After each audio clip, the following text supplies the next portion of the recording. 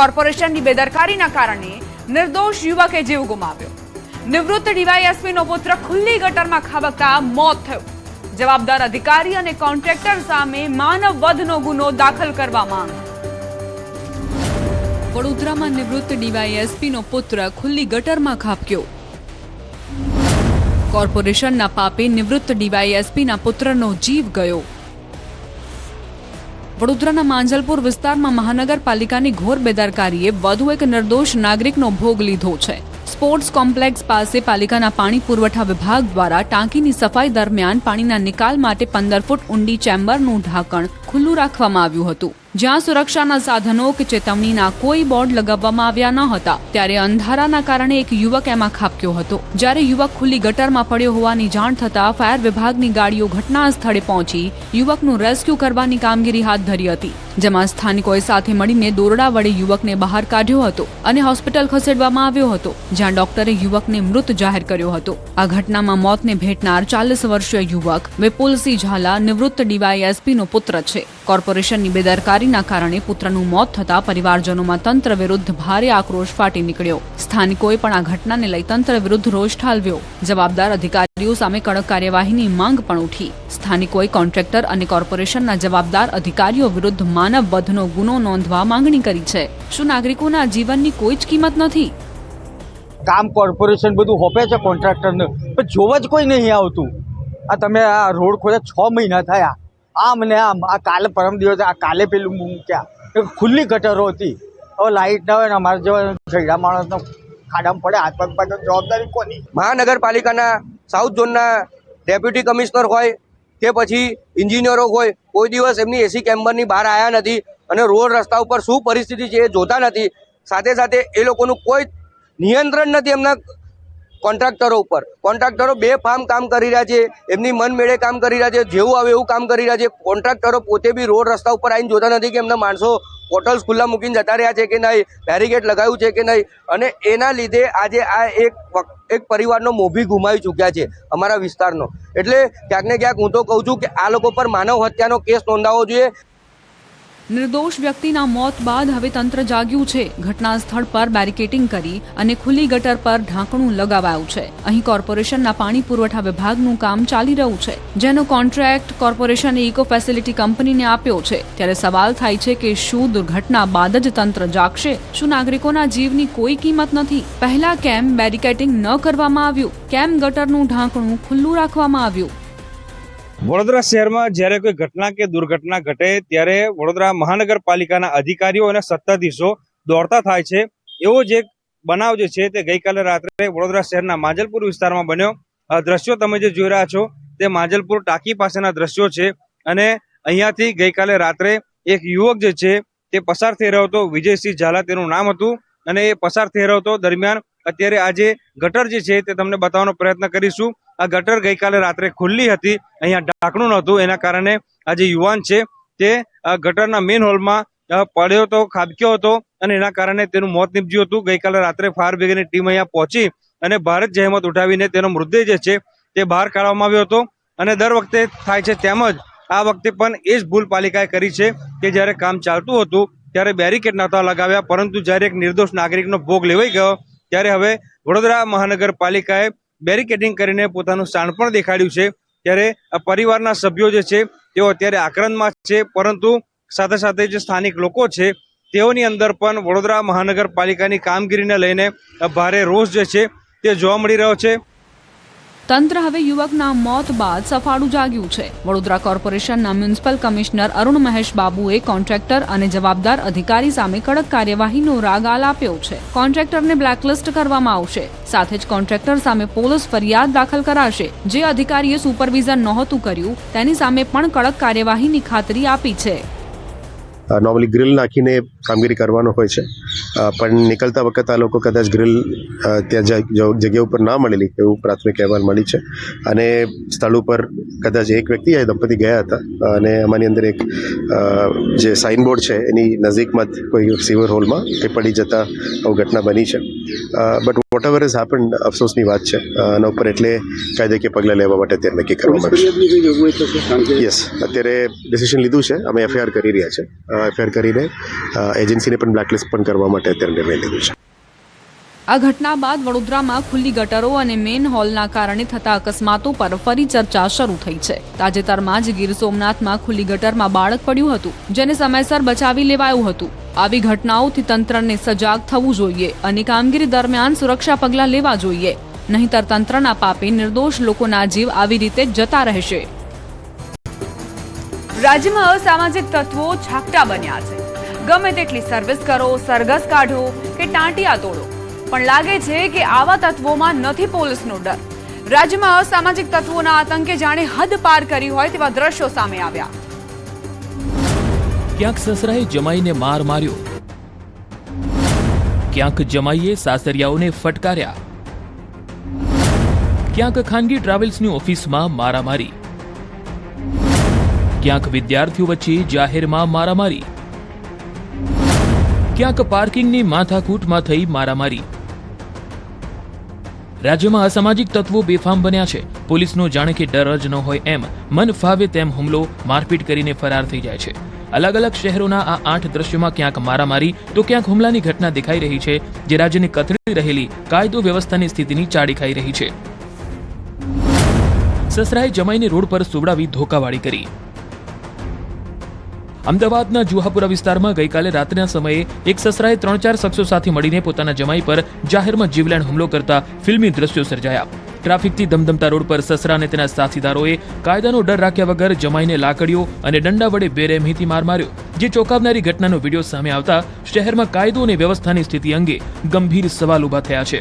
Juhapura road પર આવેલા Amber tower પાસે એક સસરાએ અન્ય 3 શખ્સો સાથે મળીને પોતાના જમાઈ ઉપર જીવલેણ હુમલો કર્યો હતો, જેના વિડીયોમાં જોઈ શકાય છે કે 3 શખ્સો સાથે મળીને એક શખ્સને રસ્તા વચ્ચે આંતરે છે અને ધોકા અને દંડા વડે તેના પર તૂટી પડે છે. બાદમાં આ શખ્સો તેને સુવડાવી દે છે અને એક શખ્સ તેની છાતી પર બેસી જાય છે, ત્યારે અન્ય એક વ્યક્તિ લાકડાના ધોકા વડે તેના પગ પર જોરદાર 2-4 ફટકા મારે છે. ત્યારે આ ઘટનાથી રસ્તા પર અફરાતફરી મચી ગઈ હતી અને લાંબો ટ્રાફિક જામ સર્જાયો હતો. જો કે આસપાસના લોકો સમગ્ર ઘટના જોઈ રહ્યા હતા, પરંતુ હુમલાખોરોના રોષને જોઈ કોઈ વચ્ચે પડવાની હિંમત કરી રહ્યું ન હતું. આ મામલે જમાઈ અને સસરાએ સામસામે પોલીસ ફરિયાદ નોંધાવી છે. જમાઈએ સાસરિયા ઉપર તલવારથી કર્યો હુમલો. રાજસ્થાનના પાલીમાં કૌટુંબિક વિવાદે લોહિયાળ સ્વરૂપ ધારણ કર્યું. અહીંની મહાત્મા ગાંધી કોલોનીમાં જમાઈએ સાસરિયા ઉપર તલવારથી હુમલો કર્યો, જેના સીસીટીવી સામે આવ્યા, જેમાં જોઈ શકાય છે કે બાઇક પર આવેલો જમાઈ તલવાર લઈ ઘરમાં ઘૂસે છે, જેના કારણે નાસભાગ મચી જાય છે. પત્ની હુમલાથી બચવા માટે શેરીમાં દોડતી જોવા મળે છે. જમાઈ પણ તલવાર લઈને પત્ની પાછળ દોડે છે. બાદમાં જમાઈ સાસુ સસરા પર તલવારથી હુમલો કરે છે. હુમલામાં સાસુ સસરા અને પત્ની ગંભીર રીતે ઈજાગ્રસ્ત થયા. સ્થાનિકોએ હુમલા બાદ ઈજાગ્રસ્ત લોકોને સારવાર માટે હોસ્પિટલમાં ખસેડ્યા. પોલીસે આરોપી જમાઈને પકડવા માટે શોધખોળ હાથ ધરી છે. મેમો કાઢવામાં વાર લાગતા મારામારી. રાજકોટમાં લીમડા ચોક વિસ્તારમાં આવેલી ખાનગી ટ્રાવેલ્સની ઓફિસમાં મારામારીના આ દ્રશ્યો સીસીટીવીના છે, જ્યાં મેમો કાઢવામાં વાર લાગતા એક વ્યક્તિ ઉશ્કેરાઈ ગયો અને લાફા ઝીંકવા માંડ્યો. મારામારીનો આ વિડીયો સોશિયલ મીડિયામાં વાયરલ થઈ રહ્યો છે. પાર્કિંગની અદાવતમાં પિતા પુત્ર પર હુમલો. મહેસાણામાં પાર્કિંગની માથાકૂટમાં ધીંગાણું થયું, જ્યાં દુકાનના વેપારી અને તેના પુત્ર પર હુમલો કરાયો. વેપારીએ દુકાનની આગળ વાહન હટાવવાનું કહેતા તેની અદાવત રાખી પિતા પુત્રને માર મારવામાં આવ્યો. 5 લોકો ધોકા અને હોકી સ્ટીકથી પિતા પુત્ર પર તૂટી પડ્યા. આ મામલે વેપારીએ પોલીસ ફરિયાદ નોંધાવી છે. કાલે 2 હતા અને કાલ અદાવ લઈને આજે 10 થી 12 જણા આવ્યા અને તલવાર અને 10 લાકડીઓ હતી અને ભોંડા મારવા એટલે હાથ આવ્યો એટલે ઓગળી પડવા દે. વિદ્યાર્થીઓના 2 જૂથ વચ્ચે ધીંગાણું. દાદરાનગર હવેલીમાં વિદ્યાર્થીનીઓના 2 જૂથ વચ્ચે જાહેરમાં મારામારીની ઘટના બની. સેલવાસના ટોકરખાડા વિસ્તારમાં આવેલી એક સ્કૂલની વિદ્યાર્થીનીઓ સ્કૂલ છૂટ્યા બાદ જાહેર રસ્તા પર જ બાખડી પડી. ઉગ્ર બોલાચાલી બાદ મામલો ઝપાઝપી અને છૂટા હાથની મારામારી સુધી પહોંચ્યો હતો. મારામારીના દ્રશ્યો જોઈ અન્ય કેટલાક વિદ્યાર્થીનીઓ અને રસ્તા પર રાહદારીઓએ છૂટા પાડવાના પ્રયાસો કર્યા હતા. આ વિડીયો સોશિયલ મીડિયામાં વાયરલ થઈ રહ્યો છે. જો કે વિદ્યાર્થીનીઓ વચ્ચે મારામારીનું કારણ શું હતું તે હજુ સુધી જાણી શકાયું નથી. ન્યૂઝ 18 ગુજરાતી આ વિડીયોની પુષ્ટિ કરતું નથી. જમીન વિવાદને લઈને થઈ મારામારી. ગીર સોમનાથના દેલવાડા ગામે જમીન વિવાદમાં એક જ પરિવારના લોકો વચ્ચે મારામારીની ઘટના બની, જેના દ્રશ્યો સીસીટીવીમાં કેદ થયા. મારામારી દરમિયાન હથિયાર વડે એક યુવક પર જીવલેણ હુમલો થયો, જેને હાથ પગ અને માથાના ભાગે ગંભીર ઈજા પહોંચતા હોસ્પિટલમાં સારવાર માટે ખસેડાયો. આ મામલે 3 લોકો સામે પોલીસમાં ગુનો નોંધાયો છે. કામરેજમાં ખનીજ માફિયાઓ બન્યા બેફામ. સુરતના કામરેજમાં ખનીજ માફિયાઓ બેફામ બન્યા, જ્યાં રેતી ભરેલા ડમ્પરને રોકવાનો પ્રયાસ કરતા ડમ્પરે ખાણ ખનીજ વિભાગની ગાડીને ટક્કર મારી, જેના કારણે ગાડી ડિવાઈડરથી ઉતરી હાઈવે પર ઉતરી ગઈ. સદનસીબે સરકારી ગાડીમાં સવાર અધિકારીઓને કોઈ ઈજા પહોંચી નથી. ડમ્પર ચાલક 2 વાર ટક્કર મારીને ફરાર થઈ ગયો છે. પીછો કરતા ડમ્પરવાળાએ તાપીના બ્રિજ ઉપર પાછળથી ઠોકી હતી સરકારી ગાડીને. બાદમાં ડમ્પરવાળો થોડોક સાઈડ હટી ગયો હતો ને આગળ જવાની કોશિશ કરી હતી. તાપીનો બ્રિજ ઉતરતા જ ડમ્પરવાળાએ ફરીથી પ્રયાસ કર્યો હતો કે સરકારી ગાડીને ઠોકવાનો. ત્યારે થોડીક આગળ જતા જ મેકડોનલ્ડ્સથી 100 થી 200 મીટર પહેલાં જ ડમ્પરવાળાએ પ્રયાસ કર્યો સરકારી ગાડીને ઠોકી અને સરકારી ગાડીને ડિવાઈડર ઉપર ચડાવી દીધી હતી. હત્યાના આરોપીનું પોલીસે સરઘસ કાઢ્યું.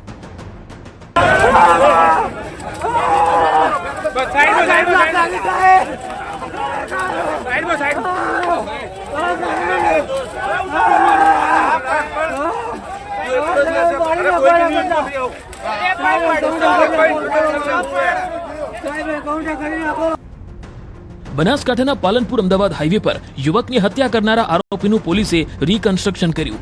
પોલીસ એરોમા સર્કલથી ખાનગી હોટલ પાસેના ઘટના સ્થળે આરોપીને લઈને ગઈ, જ્યાં તેનું સરઘસ કાઢવામાં આવ્યું.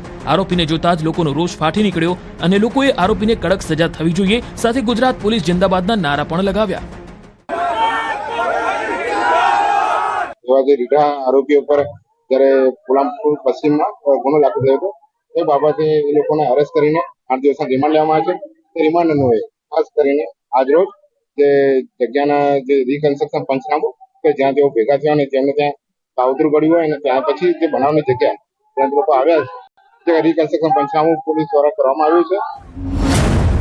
નાયબ મામલતદાર પર હુમલો કરનારને કાયદાનું ભાન કરાવ્યું. સુરેન્દ્રનગરના થાનમાં નાયબ મામલતદારની ટીમ સાથે ઝઘડો કરી કારમાં તોડફોડ કરવામાં આવી હતી, સાથે ડ્રાઈવરને લાફા ઝીકી ધમકી આપવામાં આવી હતી. આ મામલે પોલીસે 6 શખ્સો સામે ગુનો નોંધ્યો, જેમાંથી 2 આરોપીને પોલીસે ઝડપી પાડ્યા. ઝડપાયેલા રવિ પરમાર અને જયપાલ અલગોતરનું થાન પોલીસે સરઘસ કાઢી કાયદાનું ભાન કરાવ્યું.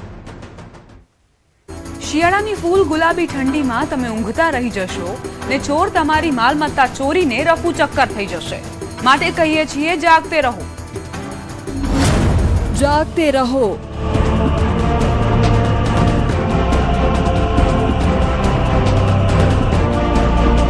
કારણ કે પોલીસ ઊંઘે છે ને ચોર કળા કરી જતો રહે છે.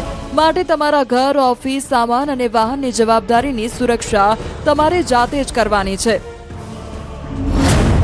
દુકાનના તાળા તોડી ચોરી. તસ્કરોને જુઓ કોઈ ડર જ નથી. બિંદાસ દુકાનનું તાળું તોડી અંદર ઘૂસ્યા. ઘટના મહેસાણાના અંબલિયાસણ સ્ટેશનના મુખ્ય બજારમાં સાર્વજનિક વિદ્યાલય સામે આવેલી જલારામ કંગન સ્ટોરની છે, જ્યાં વહેલી સવારે 3 વાગ્યાની આસપાસ ગાડીમાં 4 થી 5 તસ્કરો આવ્યા હતા.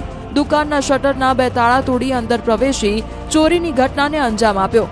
દુકાનની અંદર ચોરી કરતા તસ્કરો સીસીટીવીમાં કેદ થયા છે. ચોરો ચાદર ઓઢીને આવેલા હતા. જુઓ, દુકાનમાંથી ઘડિયાળ, બેટરી, બાઇક સહિત અંદાજે 2 થી 2.5 લાખની કિંમતની વસ્તુઓની ચોરી કરીને ફરાર થઈ ગયા, જેના કારણે ફરી એકવાર પોલીસના પેટ્રોલિંગના દાવા પોકળ સાબિત થયા છે. ભગવાનના ધામમાં ધાડ. મહેસાણામાં 2 દિવસમાં ચોરીની 2 ઘટનાઓ બની. ઊંઝાના વૈજનાથ મંદિરમાં પણ ચોરીની ઘટના સીસીટીવીમાં કેદ થઈ. તસ્કરો ગોલક અને 15,000 રૂપિયાની રોકડની ચોરી કરી ફરાર થઈ ગયા. મધરાત્રે તસ્કરો મંદિરમાં ચોરી કરવા પ્રવેશ્યા તે સીસીટીવીમાં કેદ થયા છે. મંદિરના સંચાલકોએ આ મામલે પોલીસ ફરિયાદ નોંધાવી છે. બંધ ઘરમાં તાળું તોડી ચોરીનો પ્રયાસ. સુરતમાં પરિવાર બહાર ગયો અને તસ્કરોને જાણે મોકળું મેદાન મળી ગયું. માંગરોળની રાધે પાર્ક સોસાયટીમાં તસ્કરોએ ઘરનું તાળું તોડી ચોરીનો પ્રયાસ કર્યો. જો કે ઘરની અંદરથી કંઈ ન મળતા તસ્કરોએ બીલા મોઢે પાછું ફરવું પડ્યું. સોસાયટીમાં લાગેલા સીસીટીવીમાં તસ્કરોની ગતિવિધિ કેદ થઈ છે. બંધ મકાનમાં ચોરી, પુત્ર જ નીકળ્યો ચોર. ઘર કા ભેદી લંકા ઢાય, કંઈક આવો જ ઘાટ ઘડાયો અંકલેશ્વરમાં. જ્યાં પારસીવાડ વિસ્તારમાં એક બંધ મકાનમાંથી 9.80 લાખની ચોરી કરવામાં આવી. જો કે પોલીસે ગણતરીના કલાકોમાં ચોરીનો ભેદ ઉકેલી કાઢ્યો. ચોરી કરનાર કોઈ બીજું નહીં પણ તેમનો જ પુત્ર નીકળ્યો. 18 વર્ષીય પુત્રએ તેના મિત્રો સાથે મળી ચોરીની ઘટનાને અંજામ આપ્યો. લગ્ન પ્રસંગમાં ગયેલા પરિવારના બંધ મકાનમાં ઇન્ટરલોકની ડુપ્લિકેટ અથવા માસ્ટર ચાવી વડે પ્રવેશ કર્યો હતો. આશરે 14 તોલા સોનાના દાગીના અને તિજોરીમાંથી 3 લાખ રોકડા મળી કુલ 19,80,000ની મત્તાની ચોરી કરી હતી. આ જે ફરજાન મજૂન છે, આ જે અરજદાર છે, આના પોતાનો બેટો છે અને આ આપણા મિત્ર મોહમ્મદ અનસ સાથે મળીને આના કોલેજના ખર્ચા અને બીજી જરૂરિયાત માટે આના ઘરમાં આ ચોરીનો કાવતરો રચ્યો. જ્વેલર્સમાં ચોરીનો ભેદ ઉકેલાયો. રાજકોટના જાણીતા જ્વેલર્સ શોરૂમમાં ગ્રાહક બનીને આવેલી એક મહિલાએ નજર ચૂકવી સોનાના દાગીનાની ચોરી કરી હોવાની ઘટના સામે આવી હતી. આ સમગ્ર ઘટના સીસીટીવીમાં કેદ થઈ હતી. રાજકોટ એ ડિવિઝન પોલીસે સીસીટીવી ફૂટેજના આધારે ગણતરીના કલાકોમાં જ આરોપી મહિલાને ઝડપી પાડી મુદ્દામાલ રિકવર કર્યો છે. માલિક દ્વારા દૈનિક સ્ટોકની ગણતરી કરવામાં આવી રહી હતી ત્યારે સોનાના કેટલાક દાગીના ઓછા હોવાનું ધ્યાને આવ્યું હતું. દાગીના ગુમ થતા જ્વેલર્સ માલિકે તાત્કાલિક શોરૂમના સીસીટીવી કેમેરા ચેક કર્યા હતા. ફૂટેજમાં એક મહિલા કર્મચારીની નજર ચૂકવી અત્યંત સિફતપૂર્વક સોનાના દાગીના પોતાની પાસે છુપાવતી સ્પષ્ટપણે કેદ થઈ હતી. ચોરીની ખાતરી થતાં જ સોની વેપારીએ રાજકોટ એ ડિવિઝન પોલીસ મથકમાં ફરિયાદ નોંધાવી હતી. પોલીસે સોનલ સોલંકી નામની મહિલાને દબોચી તેની પાસેથી 90,000નો મુદ્દામાલ જપ્ત કર્યો છે. ગઈકાલે 2 લેડીઝ મારે ત્યાં આવી અને અમારા સ્ટાફની નજરચૂક કરી અને એક પેન્ડન્ટ સેટ, જેમાં એક પેન્ડન્ટ અને 2 બુટ્ટીની ચોરી કરેલી હતી. આ બાબતે મેં એ ડિવિઝનમાં ફરિયાદ નોંધાવેલી હતી. કડકડતી ઠંડી હજુ કેટલી રાહ જોવડાવશે? ડિસેમ્બર હવે પૂરો થવા આવ્યો છે, છતાં કડકડતી ઠંડીનું નથી કોઈ નામો નિશાન. ત્યારે ઠંડીને લઈ જોઈએ હવામાન વિભાગની શું છે આગાહી. કેમ ઠંડીની તાકાત નબળી પડી? ગુજરાતમાં ઠંડીની તાકાત કેમ નબળી પડી? હવે કડકડતી ઠંડી પડશે કે નહીં? રાજ્યમાં ઉત્તર પૂર્વના પવનો ફૂંકાઈ રહ્યા છે, છતાં તાપમાન ઊંચું નોંધાઈ રહ્યું છે. રાજ્યમાં ઠંડી તો પડી રહી છે, પરંતુ અત્યાર સુધી કડકડતી ઠંડીનો અહેસાસ થઈ રહ્યો નથી. આવું થવા પાછળનું કારણ વેસ્ટર્ન ડિસ્ટર્બન્સ છે. એક પછી એક વેસ્ટર્ન ડિસ્ટર્બન્સ આવી રહ્યા છે, જેના લીધે તાપમાન ઊંચું રહ્યું છે. તેના લીધે જ ગુજરાતમાં જોઈએ તેવી ઠંડી નથી પડી. હવામાન વિભાગનું માનીએ તો હજુ પણ આગામી 5 દિવસ તાપમાન યથાવત જ રહેશે. ત્યારબાદ તાપમાન 2 થી 3 ડિગ્રી ઘટશે. એટલે નવા વર્ષથી ઠંડીનો ચમકારો અનુભવાઈ શકે છે. आने वाले 7 दिनों में जो गुजरात स्टेट के फोरकास्ट है उसमें सारे डिस्ट्रिक्ट कवर हैं, जिसमें ड्राई वेदर प्रिवेल करेगा. और मिनिमम टेम्परेचर की बात करेंगे तो आने वाले 5 दिनों के लिए मिनिमम टेम्परेचर 9 लाख चेंज में रहेगा. उसके बाद 2 से 3 डिग्री की गिरावट का पूर्वानुमान है. और मिनिमम टेम्परेचर रियलाइज की बात करेंगे तो अहमदाबाद में 15.1 और गांधीनगर में 14 degree Celsius minimum temperature realise हुआ है. और ओवरऑल पूरे गुजरात स्टेट की बात करेंगे जहां पर सबसे कम मिनिमम टेम्परेचर रियलाइज हुआ है वो नलिया 11.2 डिग्री सेल्सियस. और हम बात करेंगे अहमदाबाद और गांधीनगर के लिए मिनिमम टेम्परेचर के फोरकास्ट की, तो अहमदाबाद के लिए 14 डिग्री सेल्सियस और गांधीनगर के लिए 13 डिग्री सेल्सियस के आसपास मिनिमम टेम्परेचर रहने का पूर्वानुमान है. સામાન્ય રીતે વેસ્ટર્ન ડિસ્ટર્બન્સ આવ્યા પછી એક ગેપ પડતો હોય છે, જેના લીધે રાજ્યમાં કડકડતી ઠંડીનો અહેસાસ થતો હોય છે. પરંતુ ચાલુ વર્ષે એક પછી એક સિસ્ટમના લીધે તાપમાનમાં કોઈ મોટો ફેરફાર જોવા નથી મળ્યો, જેના કારણે લોકો બેવડી ઋતુનો અનુભવ કરી રહ્યા છે. વહેલી સવારે લોકો ઠંડીનો અનુભવ કરી રહ્યા છે. તેની પાછળનું કારણ એ છે કે સવારના સમયે પવનની ગતિ વધુ રહેતા ઠંડીનો અહેસાસ થતો હોય છે. રાજ્યમાં મહત્તમ તાપમાન વધુ નોંધાઈ રહ્યું છે. તાપમાન સામાન્ય કરતાં પણ ઊંચું છે, જેના કારણે વધુ ઠંડીનો અહેસાસ નથી થઈ રહ્યો. રાજ્યમાં ઉત્તર પૂર્વના પવનો ફૂંકાઈ રહ્યા છે અને તેમ છતાં તાપમાન છે તે ઊંચું નોંધાઈ રહ્યું છે. અને તેનું મુખ્ય કારણ છે કે એક પછી એક વેસ્ટર્ન ડિસ્ટર્બન્સ આવી રહ્યા છે અને આ વેસ્ટર્ન ડિસ્ટર્બન્સના કારણે તાપમાન છે તે ઊંચું રહ્યું છે અને જેના કારણે જોઈએ તેવી ઠંડી ગુજરાતમાં પડી નથી. પરંતુ હવામાન નિષ્ણાતોનું અનુમાન છે કે નવા વર્ષની શરૂઆતમાં કડકડતી ઠંડીનો લોકો અહેસાસ કરશે.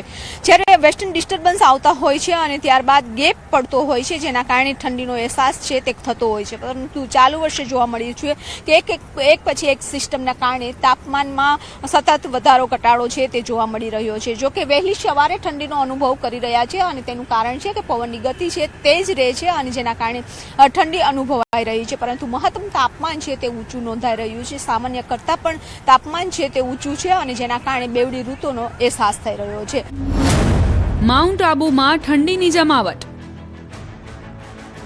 આ તરફ રાજસ્થાનના હિલ સ્ટેશન માઉન્ટ આબુમાં ઠંડીની જમાવટ જોવા મળી રહી છે. આબુના તાપમાનમાં સતત ઘટાડો થતા ઠંડીનો ચમકારો અનુભવાઈ રહ્યો છે. લોકો ઠંડીથી બચવા માટે ગરમ કપડાં પહેરેલા અને તાપણાનો સહારો લેતા જોવા મળી રહ્યા છે. અહીં જે પ્રવાસીઓ પણ આવી રહ્યા છે તે આ ઠંડીની મજા માણી રહ્યા છે. ખાસ કરીને વીકેન્ડમાં મોટી સંખ્યામાં પ્રવાસીઓનો ધસારો માઉન્ટ આબુમાં જોવા મળી રહ્યો છે.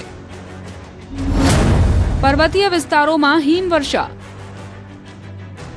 ગુજરાતમાં ભલે ઠંડી ગાયબ હોય પણ ઉત્તર ગુજરાતના પર્વતીય વિસ્તારોમાં હિમવર્ષાના કારણે હાજા ગગડાવતી ઠંડી પડી રહી છે. ખાસ કરીને જમ્મુ કાશ્મીરમાં ચિલ્લન કલાઈની શરૂઆતથી થયેલો હિમવર્ષાનો રાઉન્ડ હજુ પણ ચાલુ છે. જમ્મુ કાશ્મીરના ગુલમર્ગમાં ચારે તરફ બરફની ચાદર છવાઈ છે. બરફ પડતા પારો માઇનસમાં જતો રહ્યો છે. જમ્મુ કાશ્મીર અને હિમાચલમાં થયેલા બરફવર્ષાની અસર મેદાનો પર પણ પડી છે.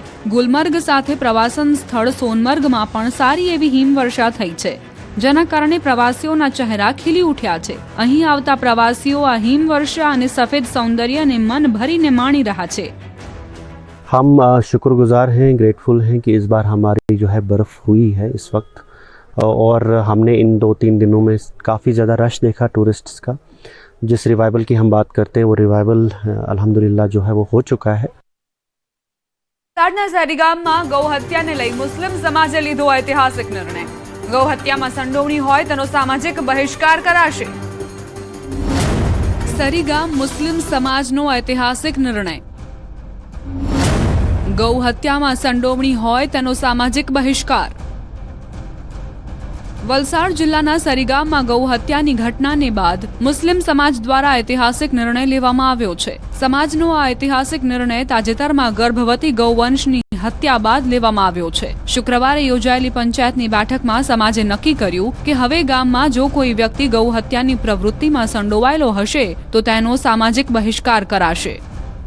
નિર્ણય અનુસાર આજ પછી સરીગામ વિસ્તારમાં જો કોઈ વ્યક્તિ ગૌ હત્યાની પ્રવૃત્તિમાં સંડોવાયેલ હોવાનું સાબિત થશે અને તે મુસ્લિમ સમાજમાંથી હશે તો તેને સમાજ અને જમાતમાંથી બહાર કરવામાં આવશે. સાથે જ આવા વ્યક્તિને સરીગામ વિસ્તારમાં રહેવાનો અધિકાર ન આપવા બાબતે પણ સહમતિ વ્યક્ત કરાઈ છે. સાથે જ ગૌ હત્યામાં સામેલ દોષિતો સામે કડક કાર્યવાહીની માંગણી કરાઈ છે. સમાજના આગેવાનોનું કહેવું છે કે આવી પ્રવૃત્તિઓથી સમગ્ર સમાજની છબી ખરાબ થાય છે અને કાયદો વ્યવસ્થાની સ્થિતિ બગડે છે. તેથી સમાજ પોતાની જવાબદારી નિભાવતા આવા કૃત્યો સામે કડક વલણ અપનાવશે. हमेशा हम लोग विरोध करते रहेंगे और आगे भी हम लोगों ने 5 सितंबर 2020 को बिलाड़ पुलिस चौकी में जाके एक आवेदन पत्र भी दिया था कि इस तरह की जो घटना घट रही हैं उस पे आप लोग भी ध्यान दें. और हम लोग जितने भी समस्त मुस्लिम समाज सरीगाम के जितने भी आगेवान लोग हैं सब लोग इस चीज पे अलर्ट हैं कि अगर इस तरह की कोई भी घटना घटती है तो हम लोग उसकी कड़ी निंदा करेंगे और इस तरह का अगर कोई दोषी पाया भी जाए तो उसको सरीगाम में रहने भी नहीं देंगे.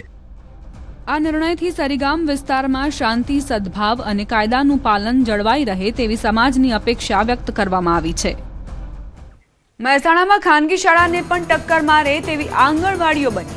53 આંગણવાડીઓને સ્માર્ટ આંગણવાડી રૂપાંતરિત કરાઈ. ખાનગી શાળાને પણ ટક્કર મારે તેવી આંગણવાડીઓ. 53 આંગણવાડીઓને સ્માર્ટ આંગણવાડીમાં રૂપાંતરિત કરાઈ. બાળકો હવે રમતા રમતા શીખશે.